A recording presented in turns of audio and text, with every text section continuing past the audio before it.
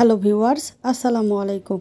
Kitchen of love চ্যানেলের নতুন আরেকটি রান্নার ভিডিওতে আপনাদের সবাইকে স্বাগতম। আজ আমি আপনাদের সাথে বাংলাদেশের দক্ষিণাঞ্চলের একটি ঐতিহ্যবাহী এবং খুবই মজার রান্না শেয়ার করব। মাছের এই রেসিপিটি এতটা মজার, যারা খেয়েছেন তারা বলতে পারবেন যে এটা কতটা টেস্টি। আর যারা এখনও এভাবে রান্না করে খাননি তারা আজকে আমার রেসিপিটি দেখে নিতে পারেন এবং আপনারাও বাসায় রান্না করে নিতে পারেন। খুবই সুস্বাদু এই খাবারটি। আজ আমি আপনাদের সাথে শেয়ার করব নারিকেল বাটা দিয়ে বাইম মাছ রান্না। তো চলুন দেখি আজকে রান্নাটা আমি কিভাবে করেছি তা দেখে নেওয়া যাক। আমি এখানে ছোট সাইজের বাইম মাছ নিয়েছি এবং মাছগুলোকে বেশ ভালো করে কেটে ধুয়ে পরিষ্কার করে এভাবে ছোট টুকরো করে নিয়েছি। এভাবে ছোট টুকরো করে নিলে রান্নাটা করতে বেশ সহজ হয়। তো চলুন আজকের মূল রান্নাটাতে চলে যাওয়া যাক। আমি চুলায় একটি প্যান বসিয়ে দিলাম এবং এখানে দিয়ে দিলাম পরিমাণ মতো সাদা তেল। বন্ধুরা, আপনাদের উদ্দেশ্যে বলছি, যারা এখনও আমার ভিডিওতে একটি লাইক দিয়ে দেননি অবশ্যই একটি লাইক দিয়ে তারপরে ভিডিওটা কন্টিনিউ করবেন। এখন এখানে আমি দিয়ে দিলাম মেজারমেন্ট কাপের 1 কাপ পেঁয়াজ বাটা। আজকের রান্নাতে আমি পেঁয়াজ বাটা ব্যবহার করব, কোনো ধরনের পেঁয়াজ কুচি ব্যবহার করব না। পেঁয়াজ বাটা দিয়ে রান্নাটা করলে গ্রেভিটা অনেক ঘন হয় এবং খেতেও বেশ মজার হয়। তো পেঁয়াজটাকে আমি 2 মিনিট মতো একটু তেলের সাথে ভেজে নিলাম। অবশ্যই এই মুহূর্তে চুলার আঁচটাকে লো টু মিডিয়ামের মাঝামাঝি রাখতে হবে, মিডিয়াম হিটে দেওয়া যাবে না। তারপরে আমি এখানে দিয়ে দিয়েছি খুব সামান্য পানি, যেন পরবর্তীতে যে মশলাটা ব্যবহার করব সেটা পুড়ে না যায়। তারপরে দিয়ে দিলাম স্বাদ মতো লবণ। যে যার স্বাদ অনুযায়ী লবণের পরিমাণটা দিয়ে নেবেন। দিয়ে দিয়েছি 1 চা চামচের অল্প কম হলুদের গুঁড়ো এবং 1.5 চা চামচ মরিচের গুঁড়ো। এখন মশলাটাকে একটু মিশিয়ে নিয়ে তারপরে আমি এখানে অ্যাড করে দিব 1 চা চামচের অল্প কম ধনিয়ার গুঁড়ো। আমি কিন্তু চা চামচের পরিমাণটা আপনাদেরকে বোঝাচ্ছি। আমি যতটুকু মাছ নিয়েছি সেই মাছের পরিপ্রেক্ষিতে আমি এখানে মশলাটা ব্যবহার করছি।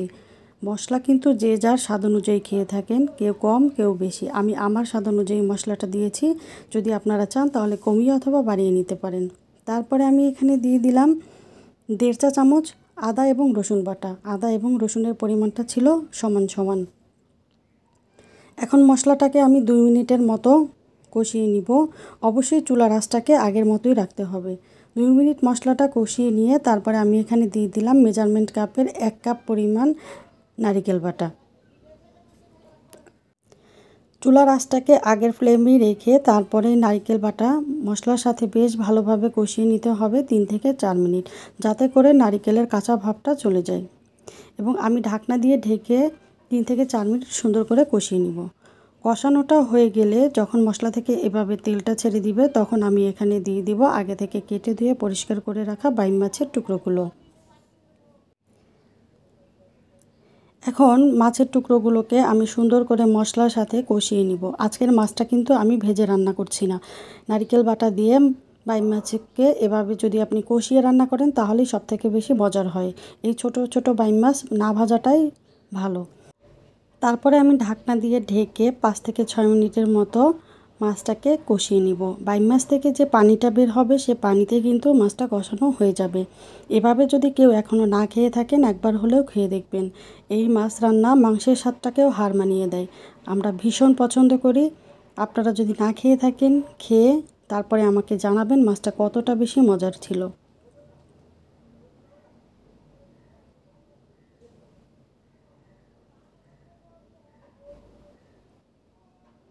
আমার মাছটা কিন্তু কষানো হয়ে গিয়েছে। দেখেন মাছ থেকে তেল ছেড়ে দিয়েছে। এই মাছ রান্নাতে তেলের পরিমাণটা একটু বেশিই থাকে, কারণ আমরা যে সাদা তেলটা ব্যবহার করি এবং নারকেল বাটা থেকেও কিন্তু অনেকটাই তেল ছেড়ে দেয় এবং মাছটা এই তেলের কারণেই খেতে কিন্তু খুব বেশি মজার হয়। তো আমার মাছ কিন্তু কষানো হয়ে গিয়েছে। এখন আমি এখানে দিয়ে দিব অল্প পানি। পানির পরিমাণটা খুবই কম হবে, কারণ এত ছোট বাইম মাছ সিদ্ধ হতে খুব বেশি সময় লাগবে না। এখন একটু সেট করে দিয়ে তারপরে আমি ঢাকনা দিয়ে ঢেকে আরও 5 মিনিটের মতো রান্না করব। এই সময় চুলার আঁচটাকে অবশ্যই মিডিয়াম হিটে রাখতে হবে এবং আমি আর 2 একবার একটু নেড়েচেড়ে দিয়েছি। তো দেখেন আমার রান্নাটা কিন্তু একদম কমপ্লিট এবং খুবই সুন্দর হয়েছে। আমরা এই খাবারটা খুবই পছন্দ করে থাকি। এখন আমি চুলাটাকে অফ করে দিব। এখন এখানে দিয়ে দিব খুব সামান্য জিরার গুঁড়ো, ভাজা জিরার গুঁড়ো। আজকের রান্নাতে কিন্তু ধনিয়া পাতা ব্যবহার করা যাবে না, এই রান্নাতে জিরার গুঁড়োটা ব্যবহার করলেই সবথেকে বেশি মজার হয়। তো আমার আজকের রান্নাটা একদম কমপ্লিট। আমার আজকের রান্নাটা যদি আপনাদের ভালো লেগে থাকে তাহলে লাইক, কমেন্ট এবং শেয়ার করে দিতে পারেন। আর নতুন বন্ধুরা সাবস্ক্রাইব করে পাশে থাকা বেল আইকনটি অন করে দিতে পারেন। দেখা হবে অন্য কোনো রান্নার ভিডিওতে। ততক্ষণ পর্যন্ত ভালো থাকবেন। আল্লাহ হাফেজ।